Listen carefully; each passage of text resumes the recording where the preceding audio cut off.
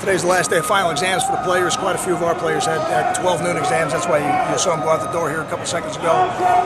But good to get ahead in all the phases of the game plan. So I'm pleased with where we are now that we go back down, go down to Orlando as a team on Sunday, and then we'll have our regular practice week, normal practices, same format we've had every week when we're not coming off a bye. So we'll have kind of Monday will be our Tuesday, Tuesday will be our Wednesday, Wednesday will be our Thursday, and then Thursday will be our walkthrough day, and then we play on Friday.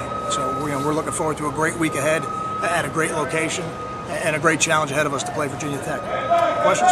Carl, is everything in now?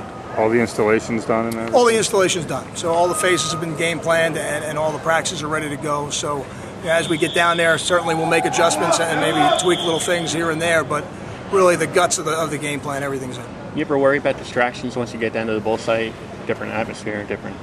I think there are distractions when you're home, and there's distractions at the bowl game, and it's a little bit different. And what we try to do is compartmentalize the day. The beginning part of the day is the football day. It's the work part.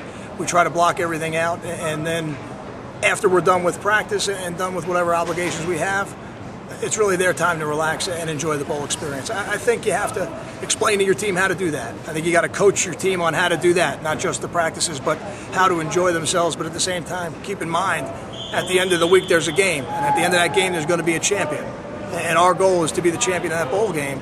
So with everything we do leading up to that game, we got to keep that in the back of our mind. Have you looked at any of the events that they had planned down there for the bowl?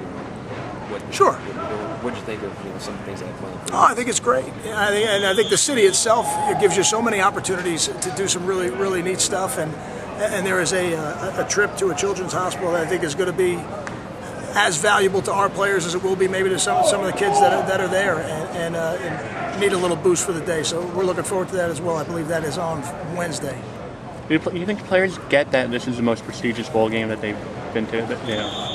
That Rutgers has been to? You'd have to ask them. I mean, I have told them that in terms of kind of the hierarchy of bowls that this is, and I think they'll appreciate it as we get down there. I think they'll be treated very well. And these people who put this game on, they put 2 games on a year, and they're as good as there is in terms of how to do it. So I would think our players get that, but it's not something that we harp on, because at the end of the week, regardless of the game you're in, there's a game. And generally, if you're in a bowl game, you're playing against a good football team, and you want to compete to win that game, regardless of which one you're in. But we're certainly excited to be in the Russell Athletic Bowl.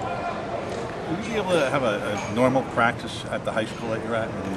I have visited the practice site, and we will do everything the way we would do it here. We'll be on grass. That'll be a different. We haven't been on grass much this year in terms of practice.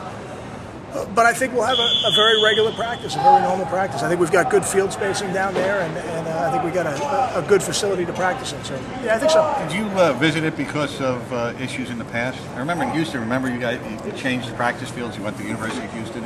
We did, and we try to always visit the practice site just to make sure, from a spacing standpoint, we have everything available to us that we need. And Will Gilkison had actually been down there for a couple days, and he looked at a couple different options. And then when I got down there for the press conference that day, they took me over to just one final look at it. Just talk a little bit about Chase, how he acclimated to the backup role this season. Guy who started a lot of games, obviously, but then... I think the key to somebody in Chase's position is not to acclimate to the backup role. It's to prepare yourself as if you're the starter every week, and I think he's done that. Now, certainly there's a significant difference in reps. I mean, we know that. That's the reality of being the quarterback when you're not the starting quarterback. But in every other way, he has prepared himself like the starter, and I think that's the key, and that's what I'm most proud of. Did you have to talk to Watkins after that penalty? I mean, how did he take that? Oh, he was disappointed. I mean, we spoke about it, but it's a situation where he got a penalty. He wasn't the only person who got a penalty in the game. It happened to be on a play that we scored on, and that is always disappointing for the player, and it's always going to be something that bothers them to a certain degree. But like anything else, you get after that game, you had better be ready to turn the page and look forward. You better not spend too much time looking back. Anytime you spend looking back is not getting you ready to play the next game.